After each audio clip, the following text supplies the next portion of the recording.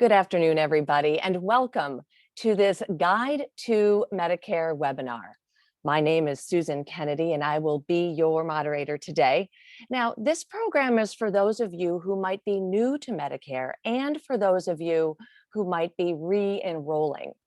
Now, today we are going to focus on the Medicare basics, and we understand this is a very personal decision that you might be making for yourself, or you might be making it for a loved one.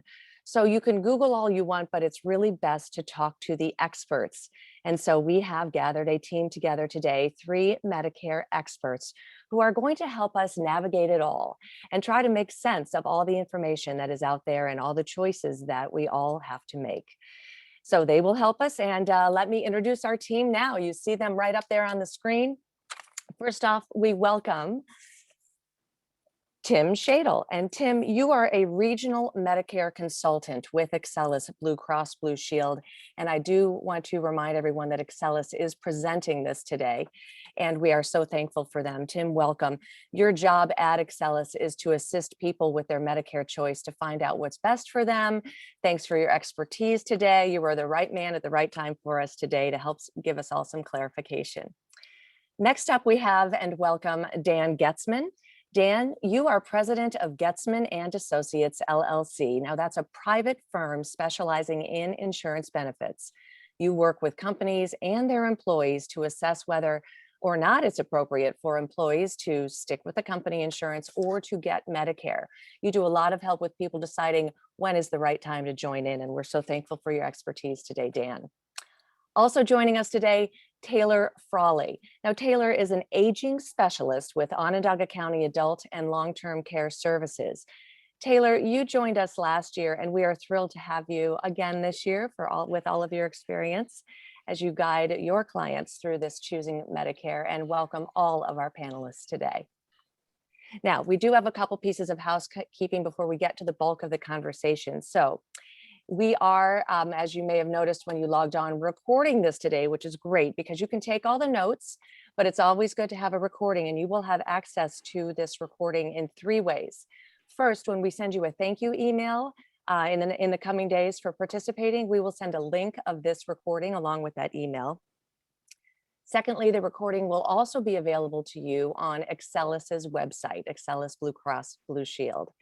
And thirdly, you can access the recording of this program via Syracuse.com and the coverage of this event. And so we appreciate that it's being recorded, and you have 3 ways to access this in the coming days. Now, secondly, in a bit of housekeeping department, your questions are going to add to this conversation. You all are going through this and trying to make these decisions. So please, throughout the next hour, as our panelists are asking or answering rather some questions that I'll be posing to them, please feel free to click on your Q&A button and ask your questions in that Zoom format in the Q&A. We do have Ryan from Excellus. He's going to be trying to answer as many questions as he can get to live, and those that we don't get to, or those that are more general knowledge for everybody, we will use that in the final 20 minutes of our visit today. We'll be doing some Q&A with your questions and fielding them to our wonderful panelists. So that's all the prep work, and I think we're ready to go. So let's get started. And Taylor, let's start with you. Taylor, the basics. I mean, every year people look at this and it seems overwhelming. Could you just start, please? What is Medicare? Yeah, and thank you again so much for having me. It's great to be back with everyone. And Medicare it can be so complicated when you're looking at the big picture. And I always say, let's take it step by step. So when we're taking that first step, what is Medicare? Medicare is a federal government program that helps provide that health insurance to individuals who are 65 and older, or to individuals who are under 65 with end-stage renal disease, or individuals who have been on Social Security disability insurance for 24 months. And then you take that next step of, okay, that's Medicare, but what are the different parts? The first part of Medicare are your Medicare Parts A and B. So Part A is your hospital insurance. So that's really anything inpatient. And then you have your Medicare Part B, which is anything outpatient. So it's your medical insurance, it's the outpatient and your preventative services. So my annual doctor visit. Yep, your Okay, annual doctor that's the Part visit. B. All Yeah, righty. yes. And then from there, you have your Medicare Part D, which I always remember Part D is your prescription drug coverage.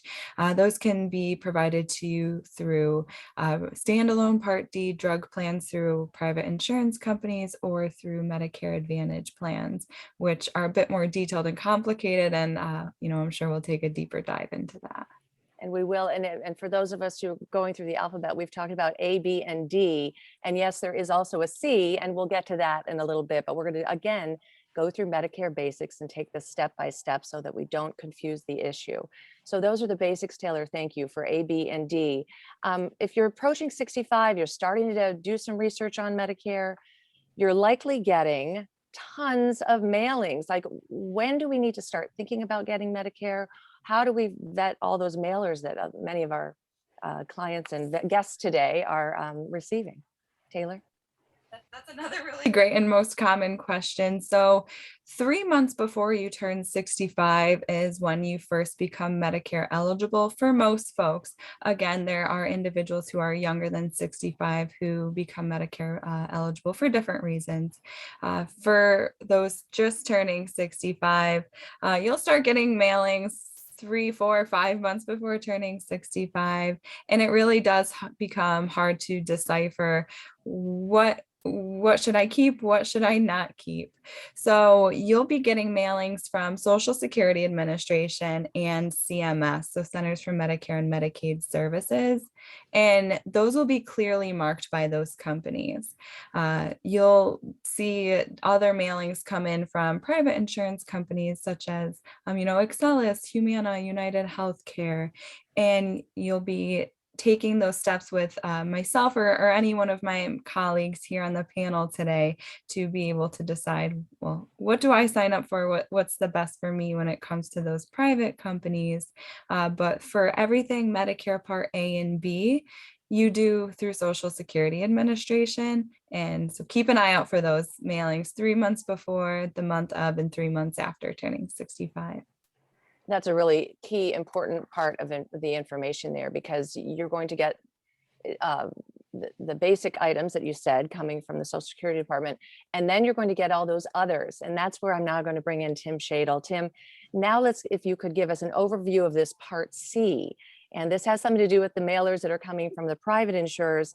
And we're talking about different coverage options outside of the original Medicare plans. Could you talk about Medicare supplements, Medicare Advantage, explain what they are, how they work? Absolutely. So with Medicare Part A and Part B, there are deductibles, there's 20% co-insurance. So there's a little bit left to be taken care of, if you will. And insurance companies started to offer Medicare supplement plans in the mid 70s. And the idea was that what your Medicare A and B did not cover, your supplement will. And it's worked very well. And then in the 80s, Medicare Advantage plans started to surface, where the government pays insurance companies like Excellus to handle all aspects of someone's Medicare. So you're getting your doctor coverage, your prescription, hospital, and then there's some extras like hearing and vision and dental. That could be the case. So when you're sitting at home and you're getting mail just about daily from different insurance companies, it's certainly overwhelming. One of the best things you can take from today's meeting is that these insurance companies are really dancing around these two options. The original Medicare being primary, getting a supplement, adding a Part D plan on the side, or Medicare Advantage, Part C. Maybe your premium can be as low as zero.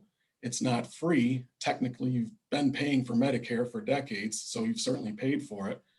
But then when you use a Medicare Advantage plan, most of the time you have a copay.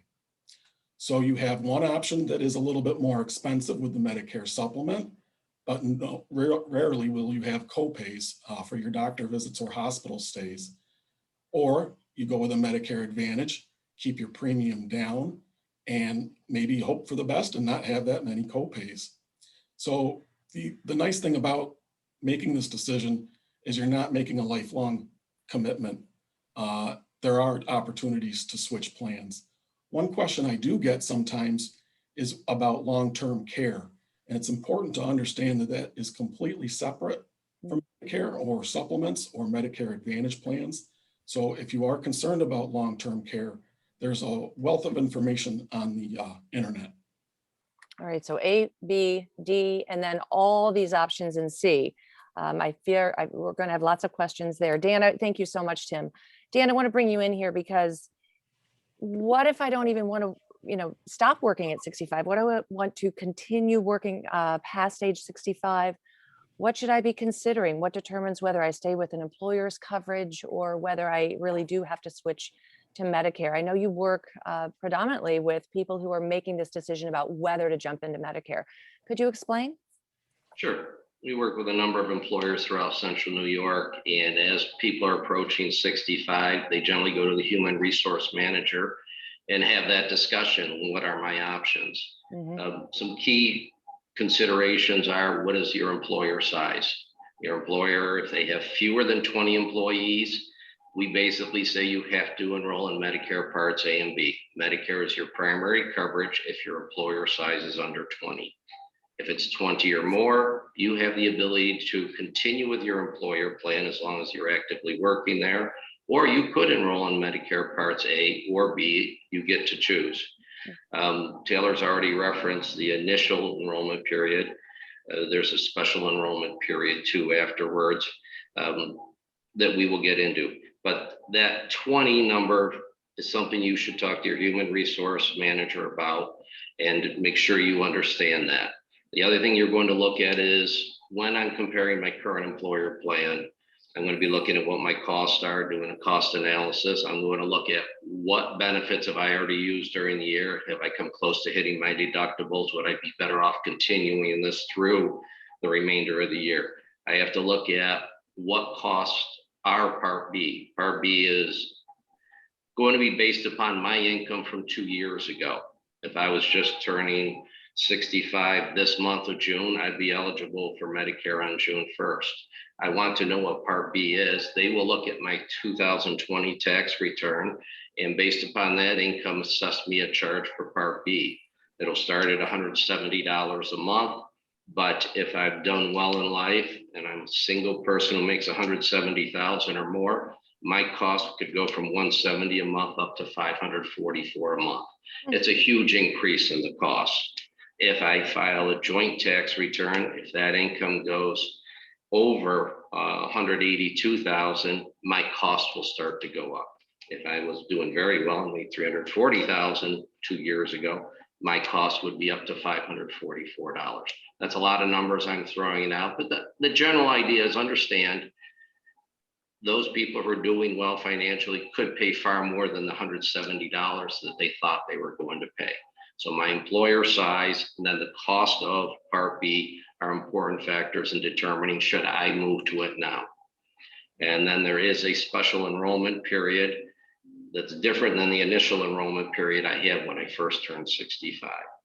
As long as I'm actively working, if I were to leave, I would have an 8-month period to decide if I want to go into Medicare. But I have to be aware that coverage based on current employment does not include COBRA coverage, retiree coverage, or individual coverage I may have through the New York State marketplace.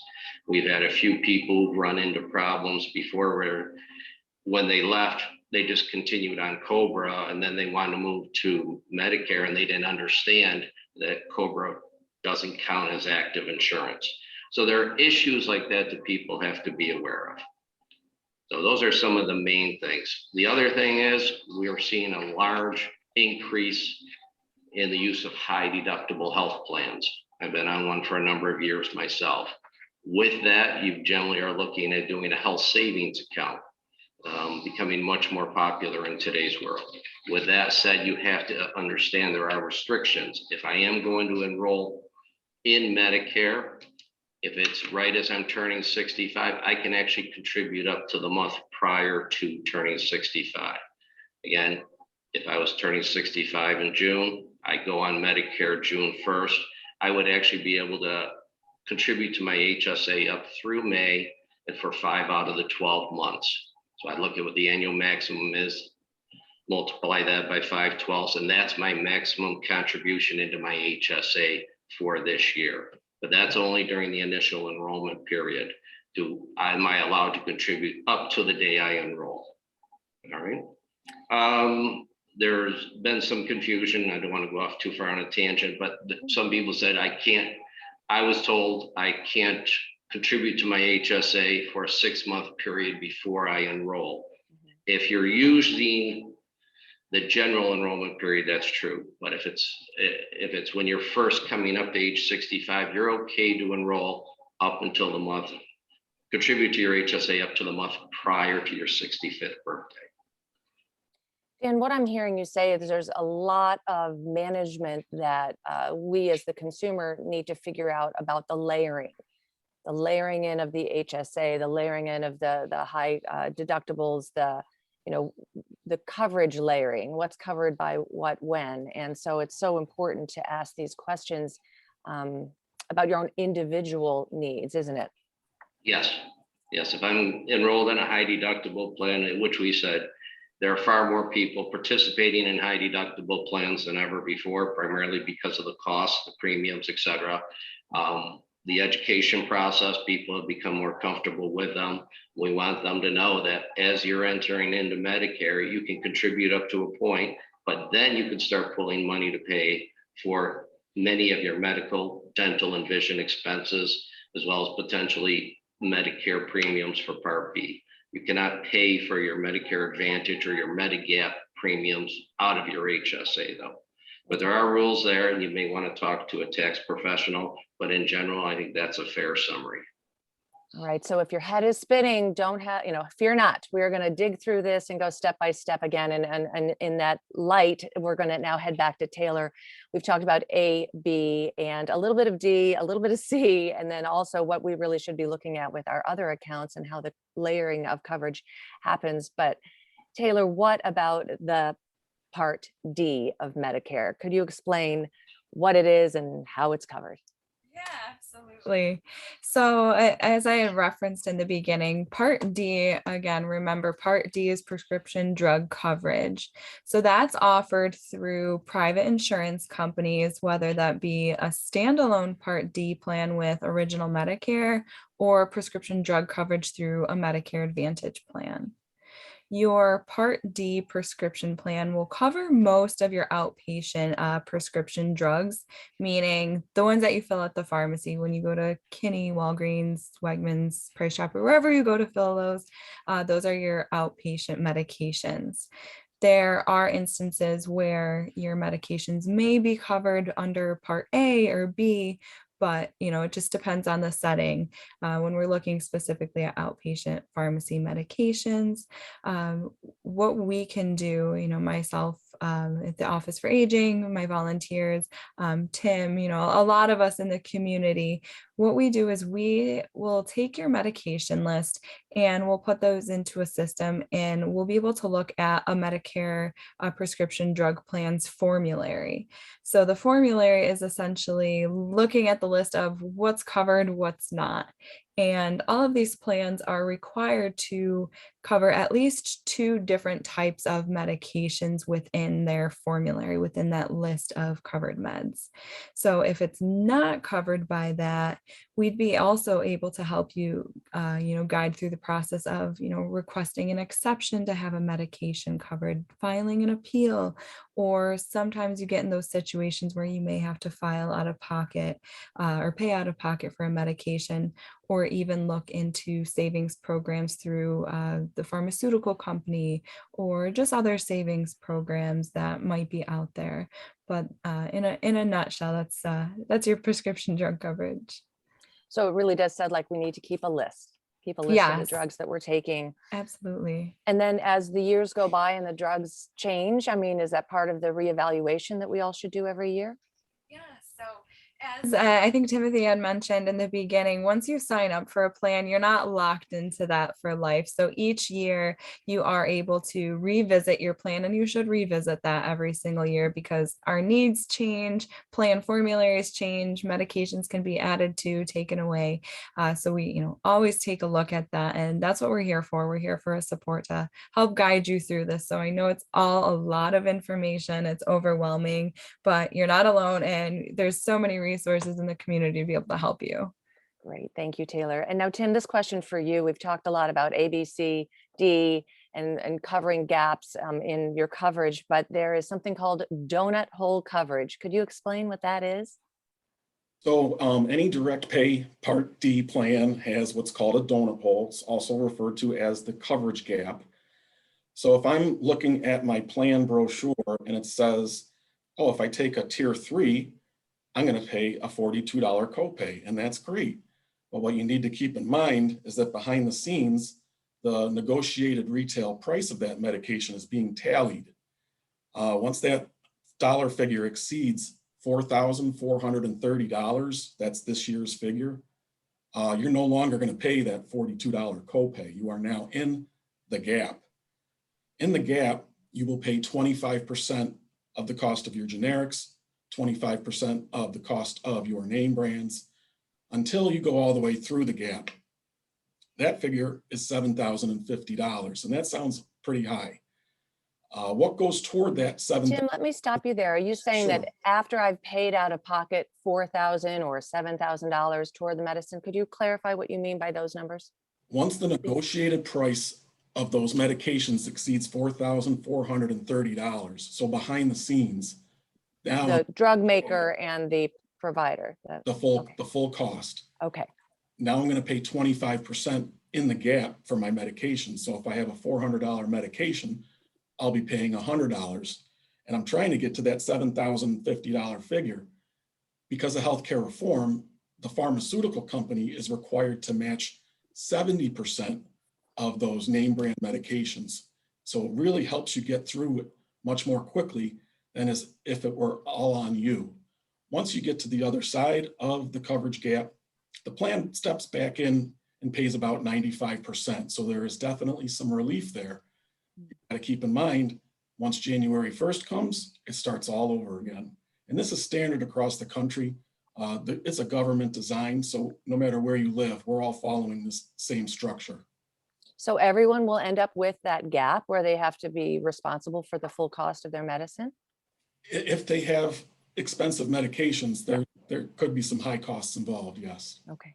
Okay. Thank you, Tim. I see the chat with some further questions and following up on that. And we'll get to those questions. We're going to chat with the panelists for about 40 minutes and then get to your questions in the final 20. Dan, let's get back to you. Are there circumstances where you might consider not getting Part D coverage? Part of our analysis when we sit down with the people is to go through their prescriptions. As Tim and Taylor both mentioned, that's an enormous part of a person's out-of-pocket expense once they go on Medicare or even when they're working. Part of what we do here is we look at utilization summaries. Excellus BlueCross, for their community rated pool of over 500,000 people, kicks out numbers such as roughly 85% of prescriptions issued are generic. About 14% are brand scripts. We normally call tier 2 and 3, things you see advertised on TV. And roughly 1% of the drugs dispensed are specialty drugs. What we see is generic drugs on average cost about $20 per the Excellus statistics.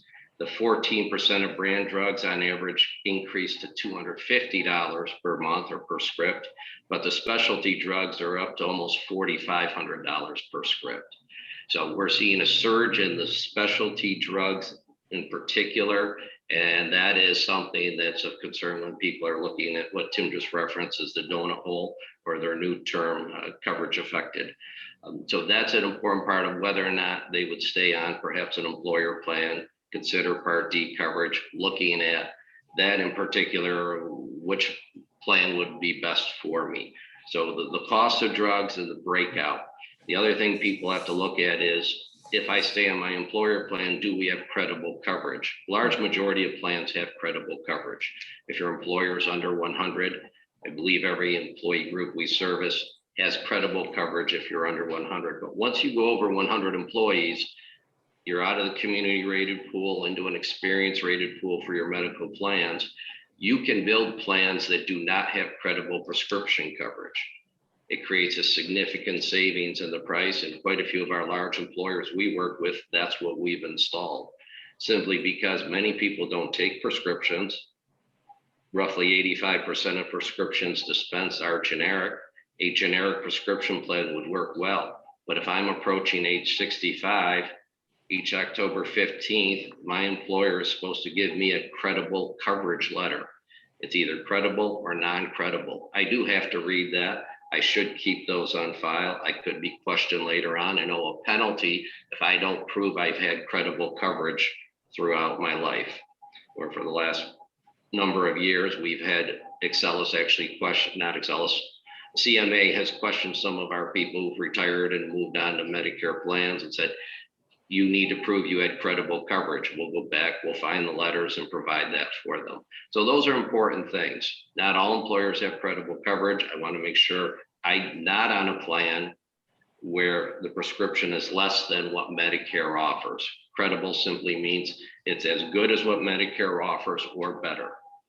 If my plan only covers generic drugs, that is not credible. I better get off that plan if I'm turning 65 and want to stay on my employer's insurance coverage.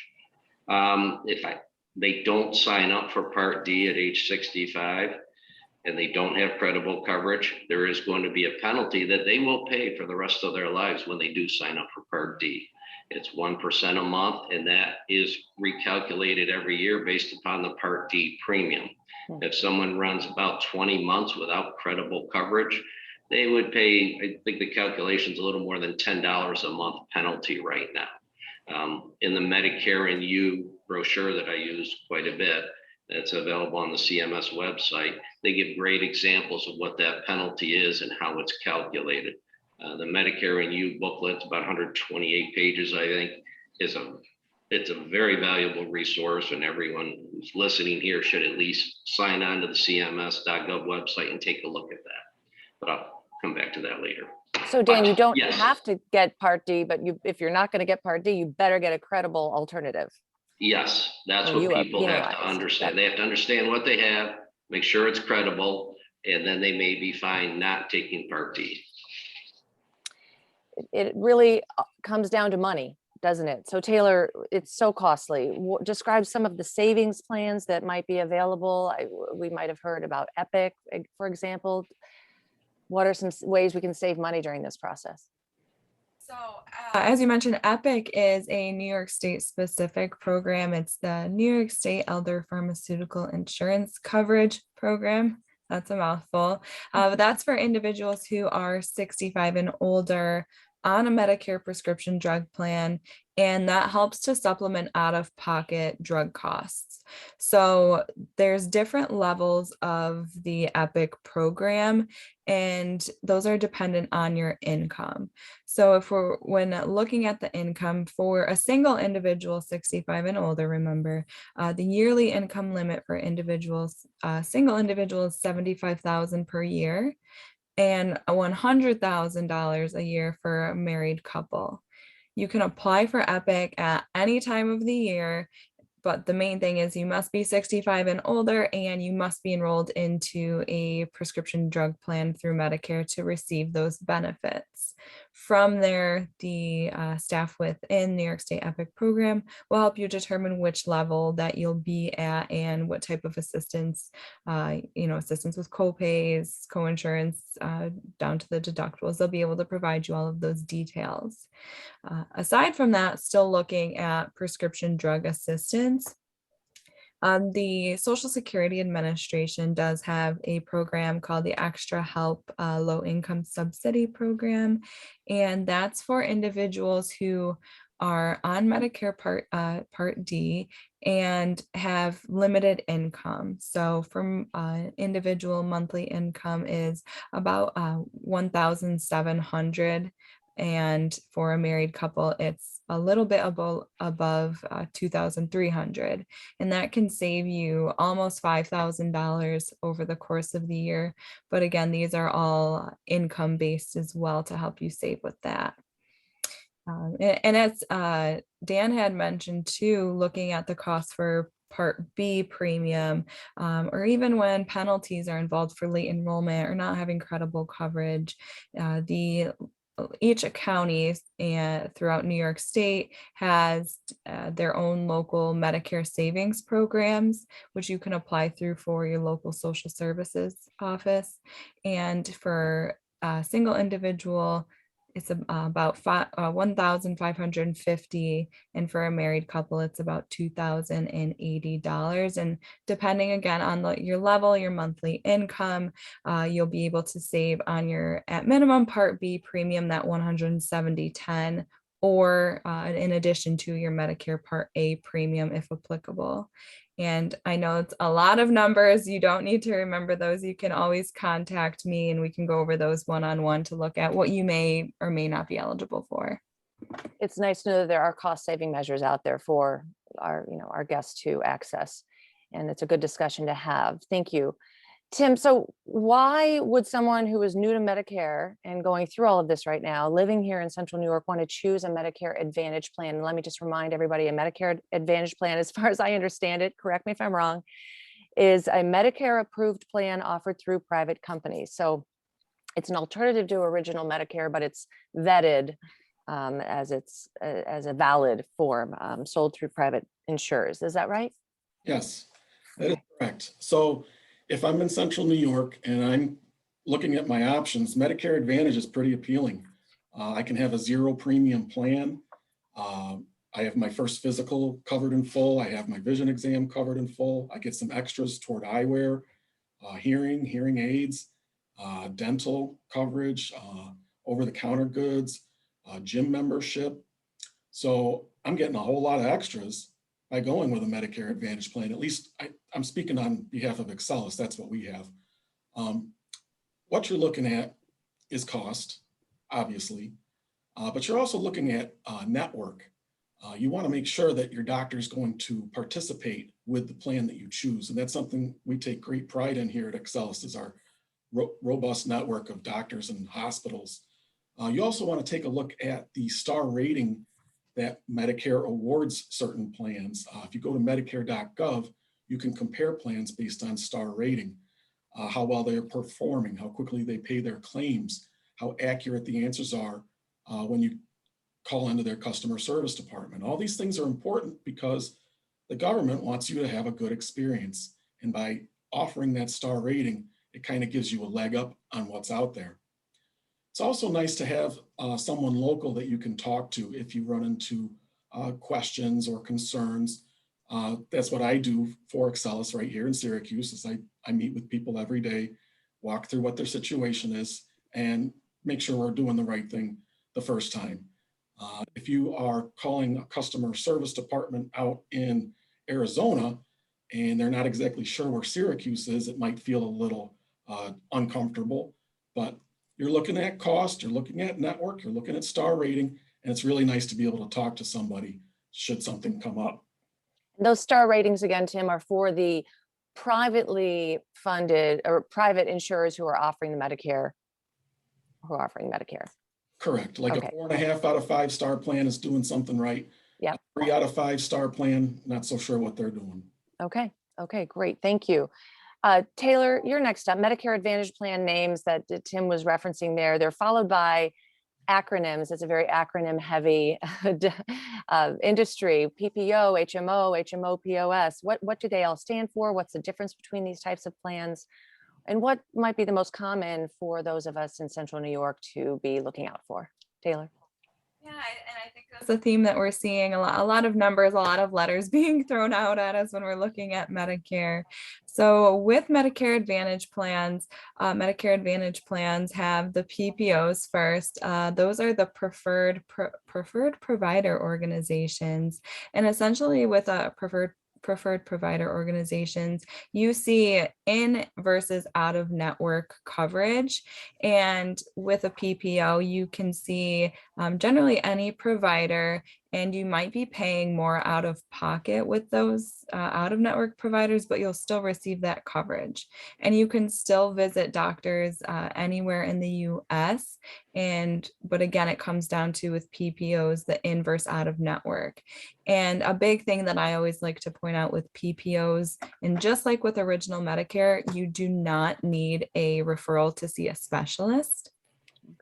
And then comparing that, the PPOs to an HMO, HMOs are your health maintenance organizations. So managed service plans, essentially, where with the PPOs, you have in and out of network coverage. With the HMOs, you only have in-network coverage. You can only see in-network providers. And that also means that you need to be visiting doctors only in your service plan area. Of course, unless there's an emergency and you need to seek care outside of that network. Okay. With HMOs, you also need to make sure that you're asking if you need referrals for a specialist, because that's what we are typically seeing. Both the HMOs and the PPOs can offer you additional coverage towards things like dental, vision, and hearing, but it all comes down to plan formularies with do they cover your medications? Do they offer coverage at all towards medications, and work with a Medicare professional, ask questions. There's a lot of options, and don't be afraid to ask. Okay, thank you. And I know that, Tim, I'll toss this to you. When we were researching this and practicing for this event, you talked about, to tag on to what Taylor was just saying, we live near Canada. So there needs to be something possibly in our plans that allows for out of country coverage, so that's something that you can address. And also, what if you don't like the plan that you choose, realize you might need more coverage? Tim, if you could address that. We've mentioned it earlier, but let's go ahead and do that also. I'm glad you brought that up, Susan. So imagine you are taking in a baseball game in Toronto and you have original Medicare. You don't have any coverage. If something were to happen, it's going to be on you. Our Medicare Advantage plans will cover you anywhere in the world for urgent care or emergency situations, so that you know that you're protected. If you're going on a cruise or you're going south or north, you're covered anywhere. So like we mentioned before, you're not making a lifelong commitment. There are opportunities to switch your plan. Not that you want to just keep switching and switching, but it's nice to know that you can, should something change. So you have your initial election period called IEP. That's that 7-month window revolving around your 65th birthday. 3 months before, 3 months after, generally. Okay. Yes. Then you have the annual election period. That's every fall, October 15th through December 7th. Whatever plan you choose will take effect January 1st. January 1st comes, you have the Medicare Advantage open enrollment period. That runs till March 31st. During that time, you can switch your Medicare Advantage plan from one carrier to another, or you can decide to go back to original Medicare and pick up a supplement and a Part D plan on the side. Whatever month it is, January, February, March, that you choose to make that change, it becomes effective the first of the next month. Then we have what are called SEPs, special election periods. Maybe you're moving to a different county. Perhaps you're going to retire. Maybe you qualify for that program called EPIC. Remember, the cutoff for a couple is 100,000, for a single is 75,000. When you have EPIC, that gives you an extra period to make a change once a year, anytime you choose. And that's pretty special for us here in New York to have that. Okay, thank you. And we are coming up on that time where we would like to get to our questions from our guests. So I would like to give you panelists kind of a wrap up, a roundup of questions, kind of final questions, because we do know that there are some common questions that you get. And we can start with you, Dan. What's your best advice for people researching or shopping for plans? As I referenced earlier, I go to Medicare.gov. I pulled up the Medicare and You 2022 booklet. There's a wealth of information in there. It's an excellent resource. I'd recommend people download that, order it, have it mailed to you. Just look through it. And then I'd strongly urge them to meet with a professional, someone such as Taylor or Tim, to really get into the details. And people really have to pay attention to their prescription drugs. So many of those things are driving the cost of the plans where we do our analysis.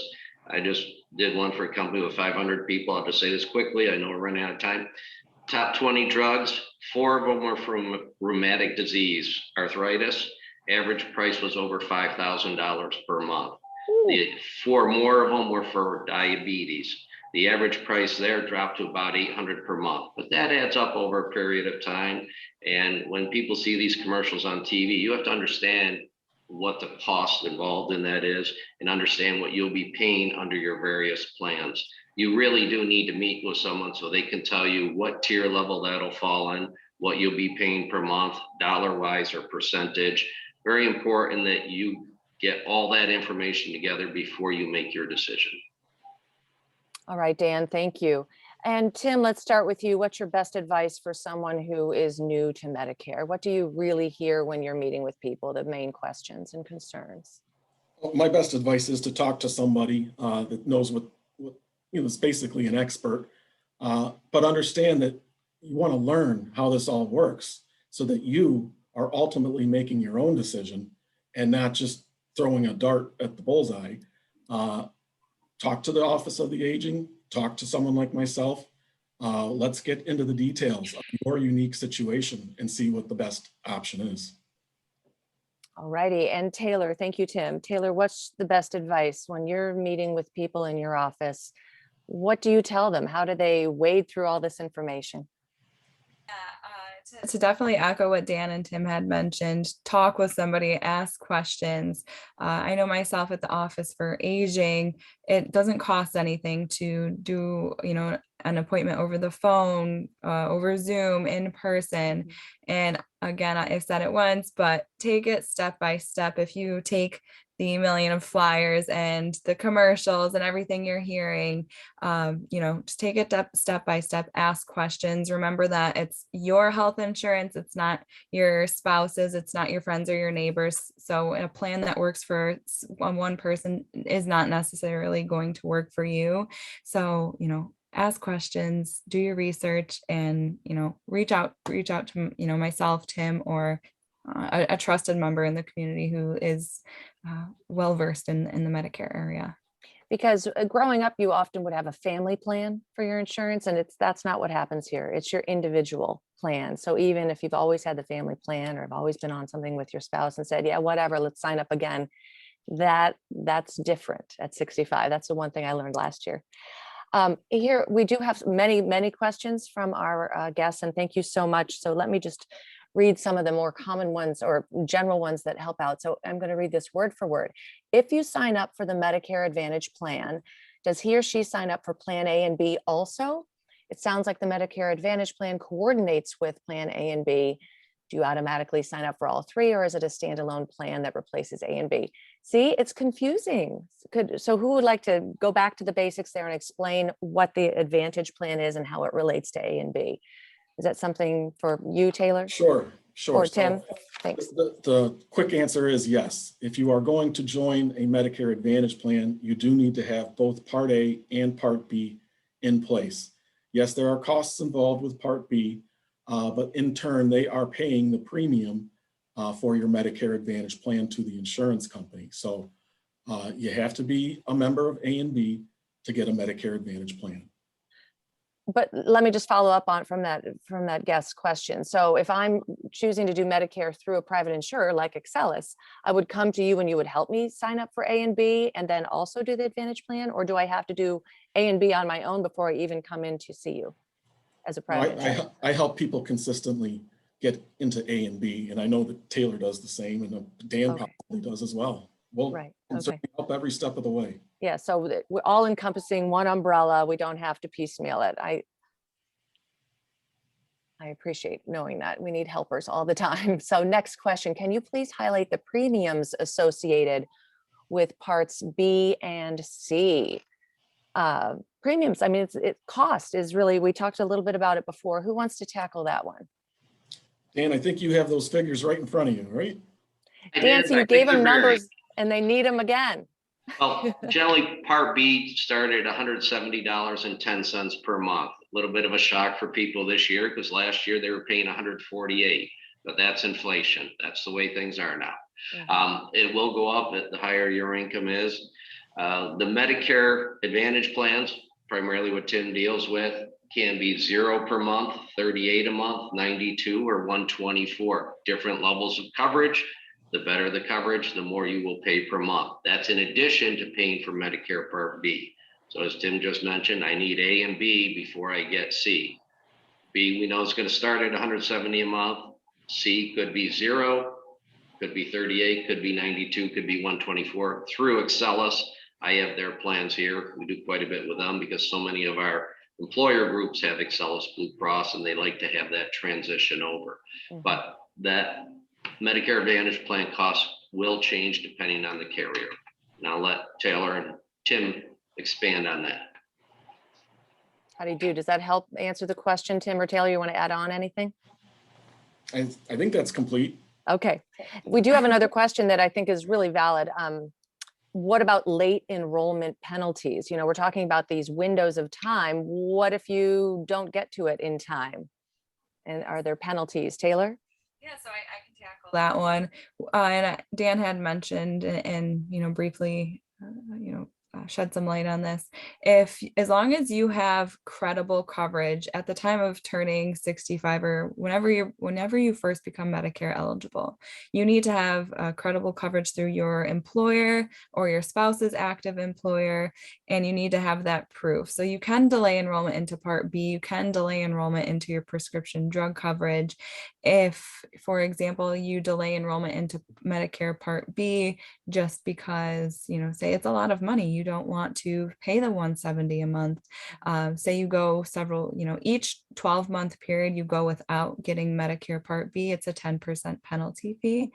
And I believe Dan had also references earlier, but for each 12-month period that you go without prescription drug coverage, it's a 1% fee.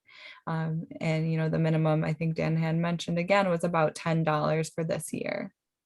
So Taylor, as a follow-up, do I need to sign up for Part D if I'm really not on any routine prescriptions? Yeah, you do. If you do not have credible drug coverage, you should, yes, sign up for a prescription drug plan. And you can go for the lowest monthly premium. And I believe the lowest Part D, standalone Part D plan is about $7.20 a month. But of course you can go up to over $100, but you can get a lower cost plan, and still you can also apply for some of those savings programs I had briefly touched on before. Okay, and this one I think is for you, Tim. A question's coming in for some clarification. Could you explain exactly how supplement plans differ from advantage plans? Yeah, I get confused with this one all the time. What's the diff? So Part A and Part B, they have deductibles. They have a 20% coinsurance. The supplement is designed to cover those deductibles, to cover the 20% coinsurance. But a decent supplement, you're looking at about $200 a month, and then you still need to add a Part D drug plan on the side, which Taylor just referenced. The other option is Medicare Advantage, where everything is all in one plan. The government is paying companies like Excellus to handle all aspects of your Medicare, so they don't have to charge you a premium. However, when you use a Medicare Advantage plan, most times you do have a copay involved. So do I want to spend, say, $250 a month for a supplement and a drug plan and know that I won't have copays at the doctor or the hospital? That's $3,000 a year. Do I want to go with a Medicare Advantage plan for $0, get those extra benefits? Sure, I'll have some copays, but am I going to have $3,000 worth of copays each and every year? I hope not. But if that is the case, then a supplement is certainly the way to go. All right, so I'm looking at my own notes on this because I get confused myself. So, and this probably is overgeneralizing, so please correct me, Tim, if I'm wrong here. Medicare supplement is something that I can purchase to cover the copays and other out-of-pocket costs, but I don't have to get that from a private insurer. Is that something I can get through .gov, or does that have to come through a private insurer?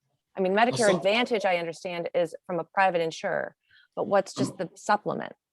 A Medicare supplement, a Mhm. Medicare Advantage plan, a Part D prescription plan are all obtained through an insurance company. They are not Oh, through the government. Only your Part A and your Part B is through Social Security.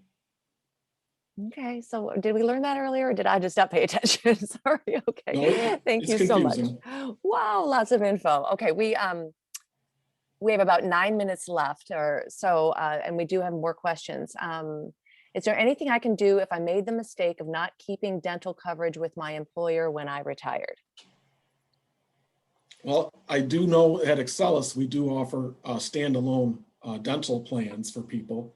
If you wanted to go on our website, excellusbcbs.com, and look for the dental portion, there's a good explanation on what it covers, what it costs, is there a waiting period, some good information there. So just because you lost your dental through your employer, there's other avenues to continue having dental coverage, at Can you least. just jump in anytime? Like Taylor, could someone be like, oh my gosh, I forgot to sign up and I can sign up now for it? Or do you have to wait for those windows?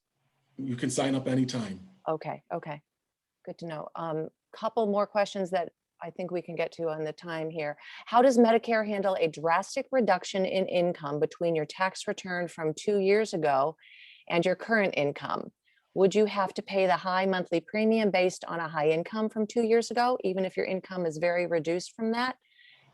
Dan, I'm hearing like this might be a good one for you. Did you hear that question? You can actually contact Medicare and ask them to review your income. If you've had an unusual change in your income, they will take that into consideration and potentially modify your cost. Okay.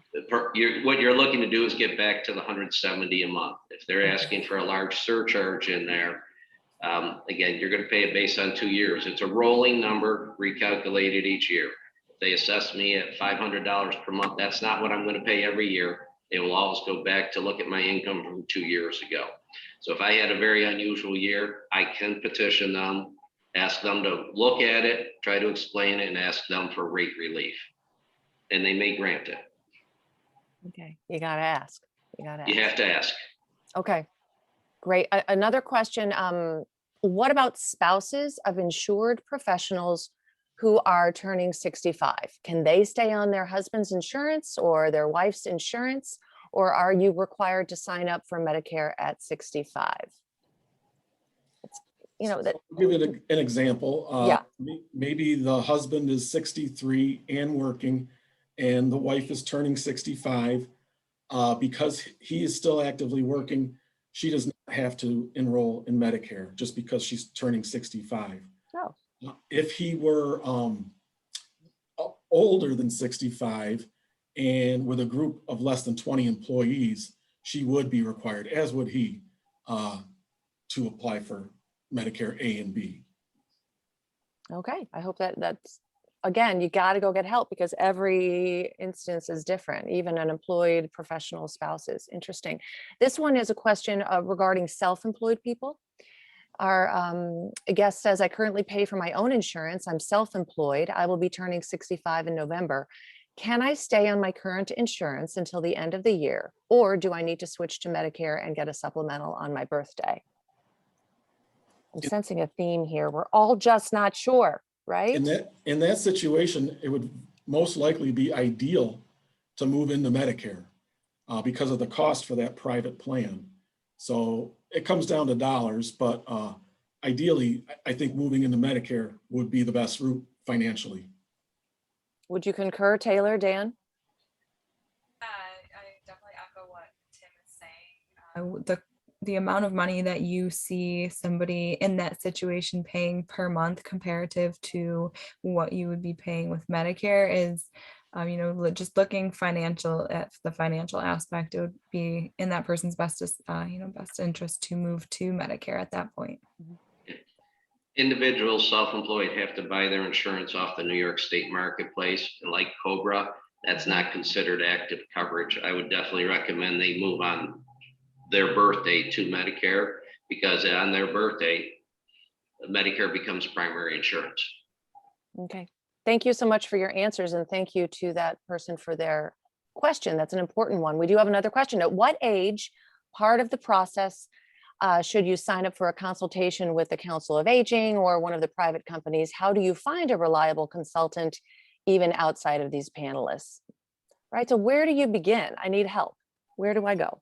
I have people calling me as early as, not early, but 5 years before turning 65, because we're all just so inundated with information, whether it's from, a friend talking, or coworkers, or the hundreds of commercials that we see all the time. But definitely before that 3-month mark before turning 65. So if you are turning 65, say in July, and April, May, June, you should be having those conversations in order to be ready to start your Medicare on July 1. Okay. Anything to add, Tim and Dan? If you are older than 65 and applying for Part B to start on a specific date because you are retiring, try your best to start that process at least 2 months ahead of time. The government, if you apply online and you're under 65, you'll get quick results. But if you're using those paper forms because you're beyond 65, give yourself at least 2 months to do so. I'm also thinking that an answer for our guest is ask your friends, right? I mean, a reliable consultant. Who are you working with? Because people like or don't like, and they're going to tell you who they're working with and what information they've gotten has been helpful. We've had delays with people getting Part B. They've applied for it, and for some reason, the government hasn't processed their paperwork as quickly as we wanted. And you have to have Part B if you're looking to get into a Medicare Advantage plan and such. So definitely do not wait to the last minute. 2 months is good. 3 months is probably better. Good to know. We have time for probably this one last question. How does a RHIPA, love the acronyms, work with Medicare? How do you begin that process? And someone please tell me what that acronym stands for. Who wants it? Taylor? To be honest, I truthfully don't, I'm not sure Okay. what that acronym stands for. Great. I'm not Could you sure. give that again? Yeah, it says, how does an RHIPA work with Medicare? How do you begin that process? So and this is a question coming in, maybe it's a mistype, maybe it's a real thing, RHIPA. We just have another half a minute left, so let's move on and we can have that question answered off. If you don't use traditional medicine services, you use non-traditional services like acupuncture, chiropractic regularly, are they better off with the Medicare Advantage plan or another type of supplement? And we have just moments to answer this question, like 20 seconds. What about alternative medicines? Who would like to answer that one? So Thank you. certain plans do offer that kind of coverage. And so that's important. If that's important to you, not all plans are going to offer coverage for acupuncture. What was the other? Well, acupuncture and where did that? You say chiropractic. That's chiropractic. Yeah, and people use all that stuff. So same idea. Chiropractic is much more common, but acupuncture, it is plan by plan. All righty. Thank you to our. Do you want to add something on there, Dan?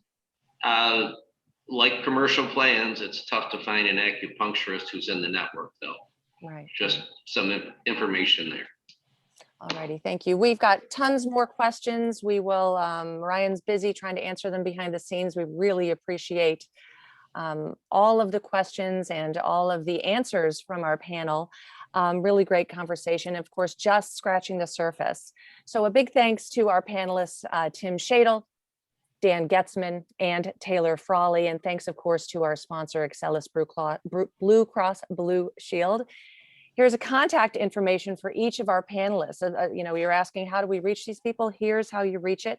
And again, this will be recorded. So if you're not able to frantically write down all this information, have no fear. You'll be getting a thank you note via email, and you'll be able to get this information off of that. Also, you'll see this on Syracuse.com, and you'll also find a recording on Excellus's website. You can set up a one-on-one consultation with any of our panelists here today, of course, or anybody else that is in the space. We really do thank you, panelists, for joining us today. Great information, and a special thank you to all of you on this Guide to Medicare webinar. Our appreciation to Excellus for sponsoring it, and good luck as everyone navigates the Medicare world. Thanks for joining us. Thank you, Susan. Thank you.